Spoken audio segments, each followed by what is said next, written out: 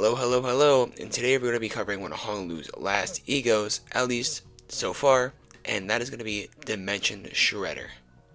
Now, I wonder if Honolulu's Dimension Shredder can compare to Yisang's Dimension Shredder because that was a very, very solid E.G.O. But, let's see. It got a roll of 22 base with plus 6 coin, and attack with a 3 and slash damage. So, pretty good so far. Before attack, gain plus 5 charge count, which is not a bad amount, but it's not the best amount for just gaining it. But you also gain 2 haste next turn before the attack. So that is pretty solid, right? Next turn haste. And on hit, you inflict 1 for agility, which is very good.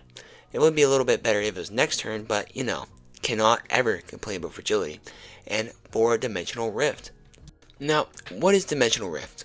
It's pretty similar to how nails function, as at the end of the turn, you give your enemy, who has Dimensional Rift, you give them a 1 rupture count, and then you remove 1 count of the Dimensional Rift. So, it's pretty good for rupture teams, I would say. I mean, could be a little better, but it's still a very, very solid status.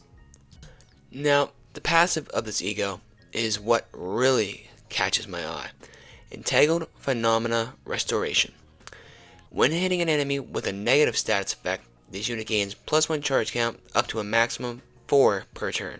So that's already pretty decent, 4 charge count per turn, which if you're using the most recent Honolulu, which is 4th Association Honolulu, you're going to be doing sinking and you're most likely going to be hitting them while they have a negative status effect. So that's just free charge, although that Honolulu doesn't really use charge, so I mean, you know, I guess that point doesn't stand. But the second part of the passive is when your HP falls to 0 for the first time during a battle, spend all charge to heal proportional to the amount of charge. But you cannot heal over 25% of your HP, which is alright, right? If you're doing this in mirror dungeons, this pretty much means you run K-Corp Honolulu, and you live forever pretty much, and then you die, and you come back to living. So, very, very, probably the best passive in all of Limbus Company, if I would have to say. But it actually has a pretty cheap cost for all the things it does, costing 3 Gluttony and 3 Pride, but the same cost as all other He's, at least the same cost as all the regular costing He's, that being 25 Sanity. But the resistance of this E.G.O they're alright. I mean, Fatal to Wrath, Endured to Lust, Ineffective to Pride, and Fatal to Envy it's alright. It could be worse, could be better. I keep saying that because, well, yeah, I mean, the resistances, they're nothing crazy. They're pretty average for all around the board, except for Vovs and Alephs are probably going to be pretty nasty when it comes to resistances, but I'll cover that when we get an Aleph, which will probably not be too far away if I had to guess.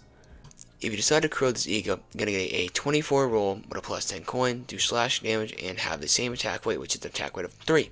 So, pretty decent roll. I mean, at the same time, you would prefer to be on a negative coin and have a little bit higher base, because if you're going to be corroding a He E.G.O, you're most likely going to be rolling a Tails, which means you're going to be only getting 24 instead of 34, which is still not bad, right? Not bad at all, but still. Could be better. But before attack, you gain 3 haste next turn, you spend 10 charge count to inflict plus 2 fragile and plus 2 dimensional rift with this skill, which is pretty darn good, because on hit you're inflicting 1 fragility and 4 dimensional rift already, which makes you inflict 3 fragility and 6 dimensional rift, which is pretty good, all things considered. Just corroding this E.G.O after having your passive up for a little bit, right? Use this E.G.O in the Awakening for like a few turns, like maybe 3 turns, probably around that amount of time.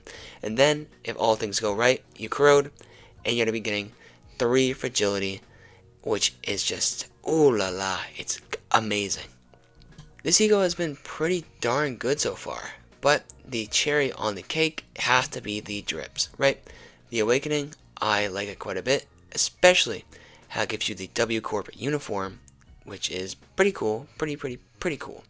And the corrosion, well, I mean, the corrosion is just phenomenal, right?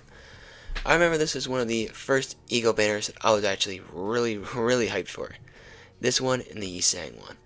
So, obviously, this has a special place in my heart, I suppose, and I'll give it a 10. Yeah, I gotta give it a 10. Easy peasy lemon squeezy 10. For the strength of this E.G.O, it rolls very solidly, it hits a decent amount of people, and you get haste next turn, that's not too much. You inflict some dimensional rift, that's whatever. You get an extra life, yada yada, but you fuel yourself with charge, and that charge gets used to inflict fragility, even though you already inflict fragility. So, that's pretty good for damage wise, right? Anything that inflicts fragility is going to be high up there, especially as it's already a strong E.G.O without it. That's probably going to be going in like 9.4. No, that's got to be a 10. That's going to be a 10. Easy peasy, especially because it sets up the fragility, and it's really fast Hong Lu ID, which a lot of them tend to be, then you'll be doing a lot of damage that turn, let me tell you. Now, this E.G.O is actually pretty darn useful, right? You're going to win the clash, you're going to get a alright resistance, you're going to be getting charge, you're going to be able to spend the charge if you're not a charge ID, inflicting fragility, inflicting, well, not necessarily inflicting rupture, but inflicting a status effect that inflicts rupture, and you're going to be getting haste next turn. So, haste next turn, right? Hong Lu ID, a Hong Lu ID wants that, another Hong Lu ID wants charge, and another one wants you to inflict rupture. So this works well with 3, and maybe, well, this works well with all of them, because they all want them to be fragile.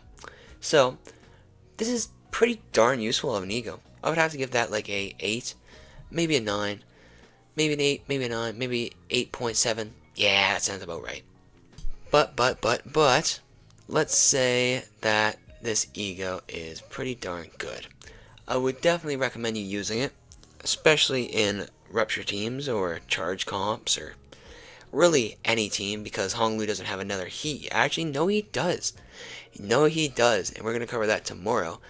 But until then, I think this is probably the better He E.G.O to run, just in general, right?